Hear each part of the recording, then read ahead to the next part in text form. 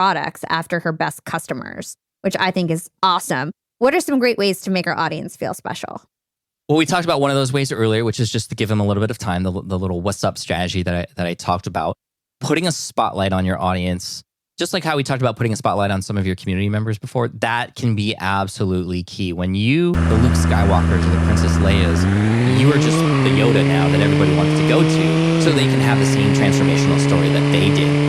So featuring their story, uncovering that case study, and really getting into the before and after and celebrating them will, in a way, also celebrate your entire audience. And even though you're just focused on one person at a time, people can relate to that or see a future version of themselves in that transformational story, which is key. And that makes them feel really special. Even just mentioning them, I love the idea of naming a product after, I think for a cosmetic line, that's absolutely genius. Mr. Beast invites some of his audience into challenges that he has.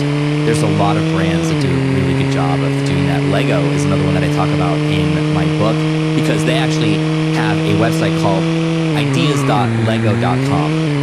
So Lego Ideas, any fan can create a Lego creation out of the bricks that they have, upload it, and if it gets enough votes, it will be considered to be actually manufactured by Lego itself.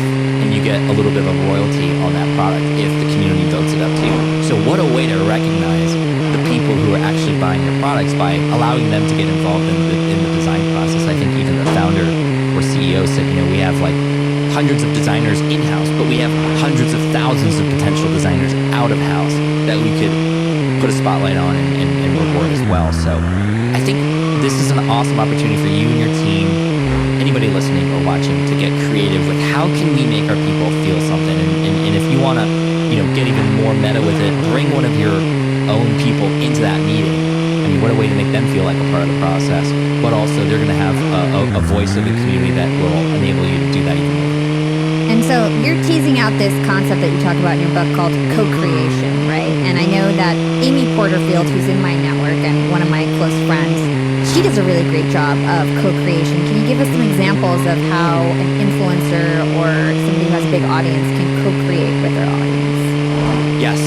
So there's a number of different ways to do this on a smaller scale. If, let's say, for example, you have a book coming out, you could simply offer a few different choices for book covers and say, hey, everybody, which cover do you like best, or do you have any suggestions? And this is a cool way to kind of get people involved, to get people a little behind the scenes. It opens up the factory door a little bit, but it also gives them an opportunity to have a voice in something, which I think is really cool. One thing that we're doing is we're bringing a few of our community members, not just on podcast episodes to spotlight their transformation, but we're actually giving them the opportunity to teach something. We know that we have a lot of people in our community who are much smarter at certain aspects of business than I am or my team is. So why not invite them on and have them become an expert that can be seen in front of everybody? And that is a way for us to add to the SPI curriculum from SPI members itself, which is really amazing. I mean, again, I think that when you are creating anything, asking yourself the question, how might I be able to get my audience involved in this, is wonderful. I think there's a lot of opportunities that a lot of creators have to do that, and collaborations are another great way to do this. If you are a YouTuber, bringing another person on who is another YouTuber into your community and shooting a video together is a great way to do that. A lot of people I see today are collaborating on building their email list. Like, I'll share your list with mine if you share mine with yours. There's a lot of interesting ways to do that, and I think collaborations, we see that a lot in going back to the music world. Bruno Mars's first song that everybody heard him on was not his own song. It was a guy named Travi, who is a rapper who had the song Billionaire. I want to be a billionaire.